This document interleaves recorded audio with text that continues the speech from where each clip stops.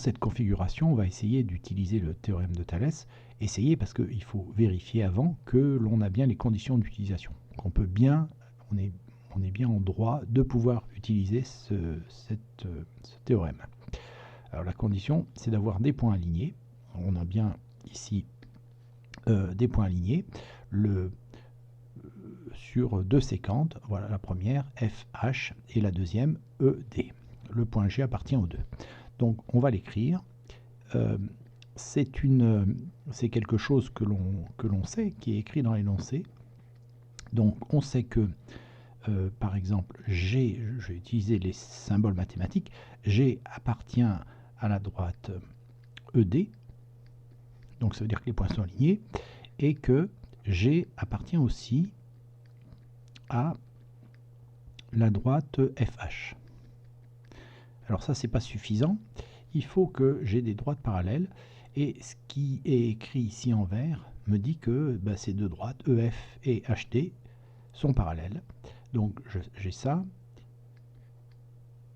Et puis je rajoute cette condition que EF est parallèle à la droite HD. Alors tout ça, je ne l'invente pas, c'est dans l'énoncé.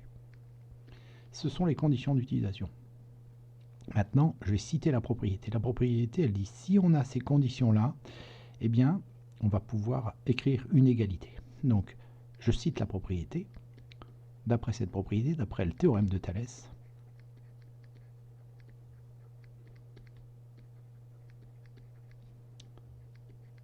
eh bien, j'écris l'égalité, qui est composée de 3 rapports de longueur qui sont égaux, et j'aurai fini cette rédaction du théorème de Thalès. Alors, pour ne pas se tromper, on part toujours du point d'intersection qui est là, et on va se déplacer, on va commencer les rapports de longueur sur une des deux séquentes, peu importe laquelle.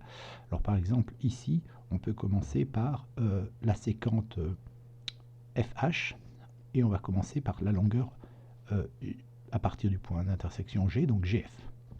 Alors je vais donc avoir GF sur GH, qui est égal donc à GE sur l'autre séquente sur GD. Et puis les parallèles, donc EF sur HD.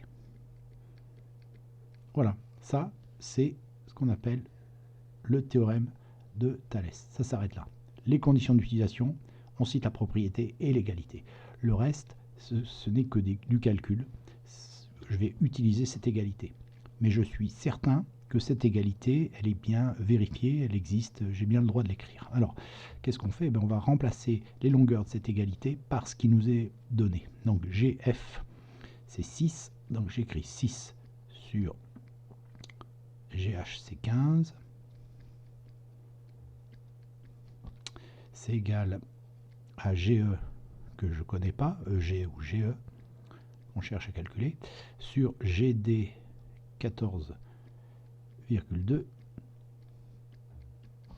qui est égal encore à EF, que je cherche à calculer, donc je ne connais pas, sur HD, qui vaut 7,3. Voilà.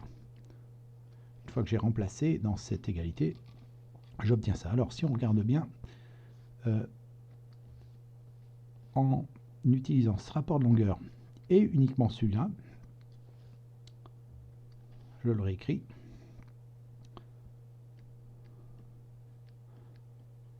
On va pouvoir calculer GE. On a donc 6 sur 15 qui vaut GE sur 14,2. Et ça, en fait, c'est un produit en croix. Le produit en croix, c'est assez facile à faire, en fait. J'imagine que j'ai plus le signe égal. Je prolonge les traits de fraction. Et pour trouver cette longueur, je vais faire 14,2 fois 6 divisé par 15.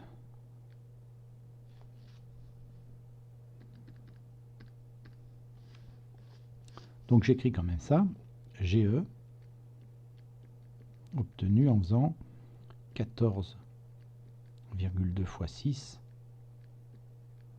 le tout divisé par 15. Et ça, si je calcule, j'obtiens 5,68 cm.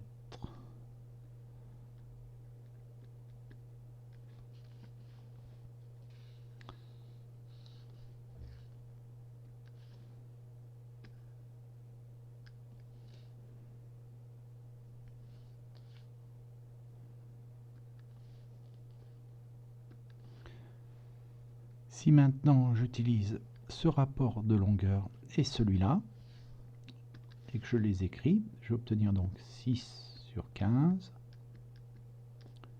qui est égal à EF sur 7,3. Et ça va me permettre de calculer de la même façon que l'autre la longueur EF. C'est pareil, c'est un produit en croix. Donc je vais faire 6 fois 7,3 divisé par 15. Et en calculant ça, j'obtiens 2,92.